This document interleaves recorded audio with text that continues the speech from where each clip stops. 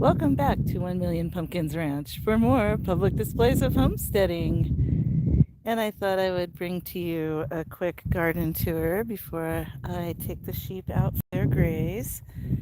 And this is my front row.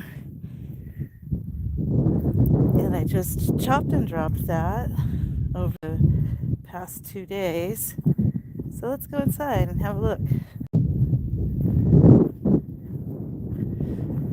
Of course, here is where the driveway flowed during 2 large rain events now.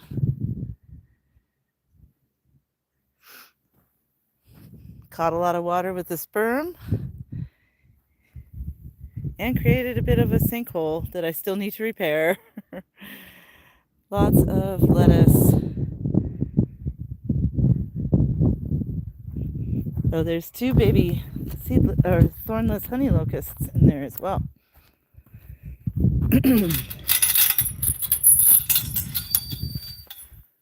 And all of the weeds and native things are growing in the gravel patch. Here's the area that I chopped and dropped. I finished that bit yesterday. But everything is growing like a jungle now that we've been getting lots of rain. This is a proper monsoon season. This is how it ought to be. Right, so even the Jerusalem artichokes, I have not had to water those in a week. And same for everything in this garden. I have not watered for a week. It's just rain powered right now. Artichokes, love it. Onions are starting to bulb and finish. We're getting some flops. Yep, look at the size of that one. When they start to flop, that's when it's getting close to harvest time. And I'm hoping to enter my onions in the fair next month. So I've got to get them cured properly. And that's not the only onions I have. I'll show you the rest. But as a little detour, here's a problem that I have to cope with. I looked these guys up, and I'm pretty sure they are pumpkin beetles. And so they're pretty mild-mannered. They don't spaz out if you put them in a feed bag. So I've been collecting those in a feed bag and destroying them because I do not want them to discover my cucurbit patch. They will destroy the cucurbits, the cucumbers, squash, melons, pumpkins. Here's some little bell peppers. Well, I don't know actually which peppers those are. Yeah, more pumpkin beetles here. For some reason, they're going for the native globe mallow. I don't know why. Now here's some tomatillos. This is a verde variety. It's loaded with fruits. None of them are ripe yet, last I checked. Here's a plantain volunteer. It's just a fun plant that overwinters and comes back. So I let it live here. I'm told it's medicinal, like you can put a poultice on an insect bite, which I should try that out because the harvester ants are always biting me when I'm crawling around here in the garden. This one is a purple tomatillo, and I've picked, I think it was like half a pound of those so far. Zinnias are starting to bloom. So I'll be taking the flowers off so that they bush out more and make more flowers on more stalks. Volunteer sunflower is getting pretty tall. Yeah, check out how the onions, when they bulb, they sit up on top of the surface. Pretty little bindweed flowers sprinkled everywhere. Yep, tomatoes, purple and green. Coming on.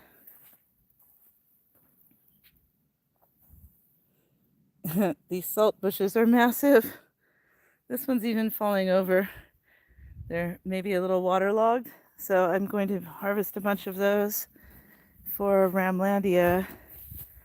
And Ramlandia has a new citizen. Slater, but I'm going to be offering him for sale. He's a purebred American blackbelly, and we left him intact. So I'm hoping he will go and be a stud for someone else's farm. He's quite handsome, pretty gentle too. And I just want him to carry on Petroglyph's legacy. Oregano's doing great here. I'm letting that side bloom, but I'm keeping this side vegetative. More peppers. I did have to do a lot of chopping and dropping, as you can see in the aisle here. All this cut down stuff so that the peppers can breathe. This artichoke is pretty much toast. Will it come back next year? What do you guys think? The bindweed is just so charming. I have to rip it out though frequently because it starts hanging over these pepper plants and they need the light. Here's mint, and in between the mints I did sow some native sunflowers. Those are popping up. And look at these native zinnias. These just come by themselves. So that's one of the benefits of not actually weeding, is that you're going to get wildflowers. More peppers. Thought I saw down here. Yes, I believe this one's in Anaheim. And it's already setting fruits. That's awesome. These ones with the larger leaves are probably the red bells. And then I think these ones over here are mostly cayennes, mixed in with the wildflowers. And then over here, this is a perennialized onion that I just allow to bloom, and some lovely alfalfa. The culinary sage is just a 2-foot mound. Love it. And then I've got my latest seeds that I've sown. So let's see, roll call. We've got zucchinis. Those zucchinis should be putting on male flowers soon. And I put sunflowers in between things. And I think these could be volunteer tomatillos. And they are I didn't plant them, they volunteered amongst the okra. I'm going to be harvesting this alfalfa for the animals. And then it will come back with new blooms after I do that. So these are Clemson spineless okras. And this is a Marguerite, I think, no, it's Magdalena big cheese pumpkin. I don't think it will have time to grow full-scale pumpkins this year. Got that in kind of late. There's Fledermaus. Hi, Fledermaus. She's my garden helper. Hello, Dark Carn. Welcome to the homestead. Welcome to my natural permaculture garden here in the high desert of Arizona. Down here, what did I plant? I don't remember which that one is. More sunflowers. And then I think I finished with the Clemson spineless. More sunflowers. Armenian cucumbers. Oh, these ones are starting to set flowers. So this is where I do not want those red beetles to come. Now here are the dwarf long pods okras. So those are supposed to have a dwarf plant and a super long pod.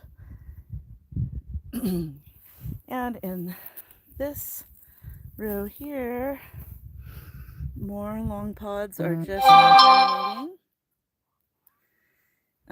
These two plants are cushaw squash, which are very pumpkin-like, but they grow much faster.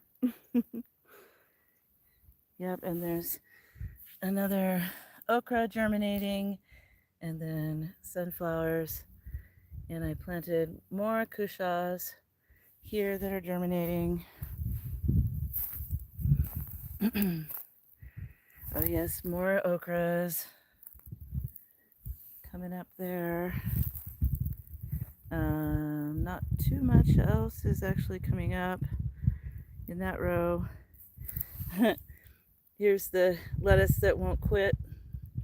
And I chopped and dropped down all of this alfalfa. And here are a couple butternut squash, 3 butternut squashes. And because nothing came up in their gaps, I put more okras. Yep, and here's even a volunteer marigold, so that's nice. And sunflowers on the end, so I'll have succession sunflowers, hopefully all for the rest of the summer and early fall. Yeah, I'm a rock. And here's the main onion patch. Got some flopsers.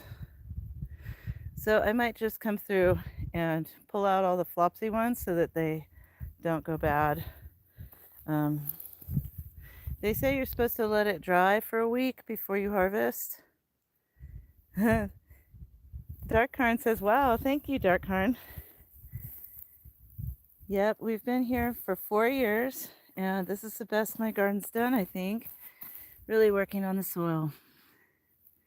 Look at the size of that guy. I'm hoping to win a ribbon for my onions at the fair. Last year at the fair, my tomatoes were still green at the end of August, and I've already harvested like 3 pounds off of these guys, and it's only July. So I hope to be entering both the green ones and the red ones in the fair this year. These are all Gardener's Delight cherry tomatoes, but they're quite a nice large cherry tomato with a good flavor. And I've got a lot of them getting quite tall. They're reaching the tops of their trellises. What are the trellises? Like almost 5 feet tall. And I have had to remove some due to leaf curl, but so it goes. There's a volunteer oregano and a borage. And just, dripping with fruit. So those are great to make sauces or to eat on salads. They're also great to blister. Have you ever had blistered tomatoes? You put them in the hot pan and their skins blister and they burst open and have just a wonderful kind of a roasted flavor. Hello, sunflower, you're about to open. Nope, nope, nope, said hi. Hello. Yes, it's nope. Now here's some Romas, and I'm still suffering with leaf curl. I had a fantasy that allowing it to ripen would work. It's not really ripening, and it's possibly an infection vector, so I'm just gonna have to rip those out. And it does have some nice green ones on it. I can make some fried green tomatoes with those, but yeah, I just really got hit hard with the leaf curl virus. And also you can see here that the tomato hornworms have visited. They go straight to the poultry if I find any of them, though. I pick them off and the turkeys and chickens go crazy for them. Oh no, please don't be leaf curl here too. Bah humbug. Nope, nope, nope. Wonders what's the temp here right now. It is approaching 80. It's high 70s. It's going to get up to be mid 90s this afternoon.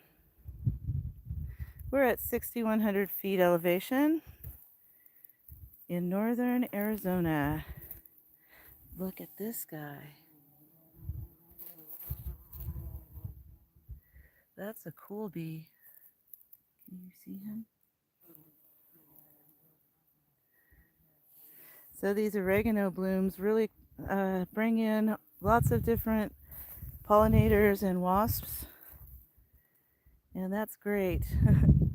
I've never seen that kind of bee before, though.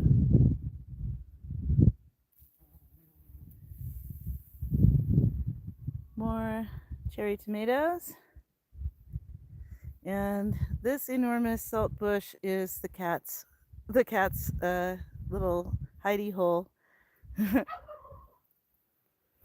And over here, let's have a look at the trellis. We got sunflowers coming on, and these performers. I just love these magnolia snap peas. They just come and come and come all season long.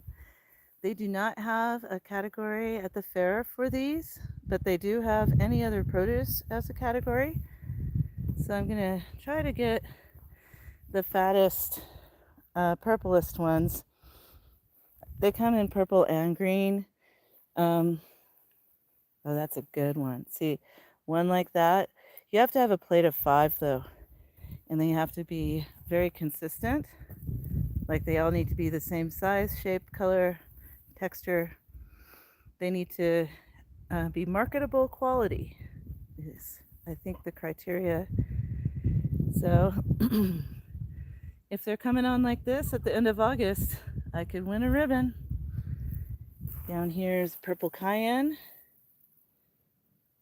That's doing really good. And we've had several of those. They're pretty hot and quite delicious. Radish pods. I'm going to give those to the chickens. My radishes did poorly. There's another cayenne, purple cayenne with more peppers on it. And I think there's basil over there too. Oh yeah, there's Thai basil right here. And then, I just drew a blank. What is this stuff called? Purslane. Purslane has volunteered as a ground cover, and that is quite a nutritious wild edible. So I'm letting it do its thing. It's in bloom. Maybe it'll seed the rest of the ground. Red raspberries. This bush is finally going to bloom. There's Hooey. Hi, Hooey. Hooey's a barn cat. He's quite the killer. And he has fathered our other 2 cats. So both sides, on both sides, are loaded with snap peas. And, oh, one got away from me. You don't want them to do this. You could take the peas out and have them as peas, but they're best when they're plump but not fully pea defined. Let's see, this is an arugula, and that is what's it, ancho poblano, and sweet basil, Swiss chard, Thai basil, celery root, sweet basil, and more purslane. You could feed purslane to the chickens too. That's really nutritious for them too. Another show-stopping pod here. So I probably have at least a pound ready to harvest today of the magnolia snap peas. And they are a family favorite. And we've already taken out 4 or 5 of these purple nebula carrots. Those are quite lovely as well. About 6 inches long so far. A pointy tapered type of carrot. Good flavor. Look at all these pods. I like purple plants. So I've got purple carrots, I've got purple cayennes. The Thai basil is kind of purple looking. I like purple. And here we've had, I don't know, like maybe a dozen fruits off of this one. This one seems to set fruit earlier than the other variety.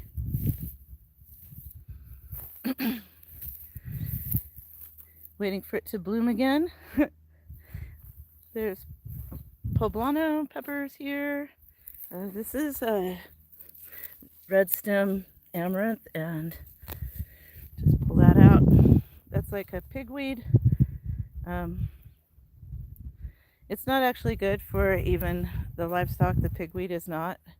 That variety is not. It has some kind of nitrogen, nitrates or nitrites. I don't remember which kind is bad, but all right. So here's more tomatoes, and the holes are where the curl leaf disease struck. But the existing tomatoes that are healthy, they're doing really well. This is next year's lettuce on top of this bolting plant. See lots and lots of Romas, and I'm hoping to have some to enter those in the fair. And I just chopped and dropped these rows last week, and we're back to lots of side growth in the living pathways. So that's just more biomass for the mulch. I just chop it and drop it. The fennel seems to be controlling the Colorado potato beetles. I only had to squish a few, and I think the hoverflies and things that this plant attracts are controlling that beetle population. Maybe they'll get on those red squash beetles that I showed you earlier. I'll show you more. These are getting tall, need to tie them up. Here's the original fennel. It's come back from winter, and it's a breeding ground for ladybugs as well. I don't see any at the moment, but this spring we got lots of ladybugs, and they came from the fennel. So I need to chop and drop again. Beautiful zinnias, wildflowers, and yeah, look how overgrown this area is that I have not cultivated. Just the weeds. Oh yeah, this one is the one that has beetles on it. This is a desert globe mallow, and these are the pumpkin beetles in question that I need to eradicate. So I've just been picking them off and putting them in the garbage. All right. I never did plant anything in these eye pits, but they have their own sweet clover. It went to seed, and then it rained, and so it's back in bloom. Lots of different types of grasses have volunteered. This is the only one I try to get rid of. That one is a foxtail. So I have to come through here and chop and drop once a week. I have to chop and drop something every day. And that kind of works out to a rotation of once a week or so. Nope. Says, how is the soil up there in the high desert? Lots of sand. Well, yes, we do have very sandy loam. Where we're at, let me show you kind of the surroundings. So right outside the garden fence. See, I put a lot of sheep litter on the perimeter on both sides, but see the texture. So we've got sand, a little bit of clay and silt in there, but almost no organic material in the native soil. So I've added all this organic material in the garden. And we have kind of a juniper and prairie savanna.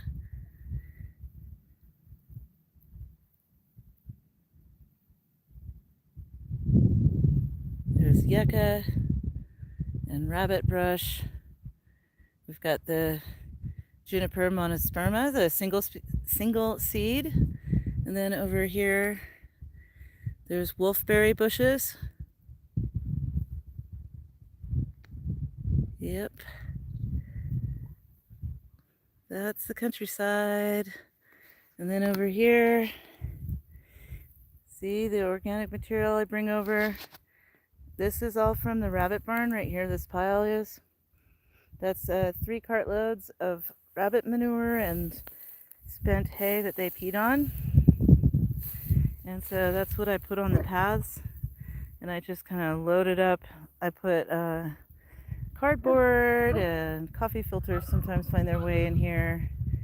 These are potatoes. Looks like these ones are in bloom. So these ones I planted a month later, and they were from whole potatoes that were sprouting. They were organic table potatoes, not seed potatoes. We got those from Azure Standard. These ones also came from Azure Standard, but I chitted them, so I cut them into pieces, and I planted the pieces, and they made their own plants. And these are starting to finish. I pulled about 1.5 pounds off of there.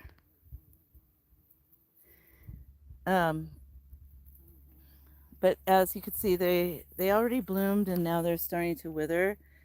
And I don't know if that's blight or what's going on or a pest, but when they turn yellow like that, I just take them out. Nope Nope says, how did I transform that soil? Gypsum, compost. I've had the garden for 4 years. Rabbit manure. Yep, rabbit manure and sheep manure. So this right here is sheep manure that's been on the ground for 6 months, I want to say. I also chop and drop. So this grass here ends up in the furrow. And I leave the living roots in the pathways to continue to put carbohydrates in the soil. So there's as many different types of photosynthesizing plants as I can put together out here. I'm starting to play with syntropic agroforestry, but it's a slow go to try to grow trees here. As you can see, I'm behind on chopping and dropping here, but I did grow that thornless honey locust. So I just planted that this early spring, and then also I think that's a golden currant. Those are both from seed. I need to chop and drop this grass. There's categories for grass at the fair too, so I'm trying to see if I can get a good sheaf that I can enter for each of the different native grasses and see if I can get some ribbons for those. This is a volunteer tomatillo and another currant that I started from seed down there. Here's a little baby elm tree. And as you can see, I leave the native shrubberies in here. They're woody perennials. So they do garden work year round, even when my annual vegetables won't grow. Oh, and here is an indicator. This is a native brassica called spectacle plant. And that's indicating to me that I really ought to have my brassicas already planted for fall. So, shaking the stick at myself. All of this is globe mallow. It makes pretty orange flowers. And it's kind of taking over this zypit. I can't talk. Yep, 3 rows of onions here. And that's about it, guys. That's my garden.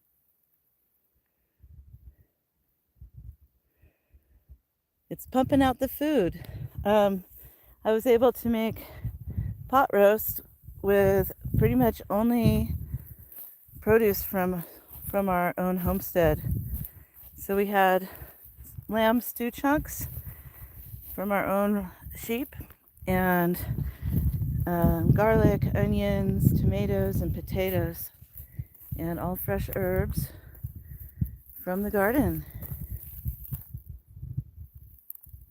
So all we added, I think I marinated the lamb chunks in plain yogurt and Worcestershire sauce, but everything else came from the farm.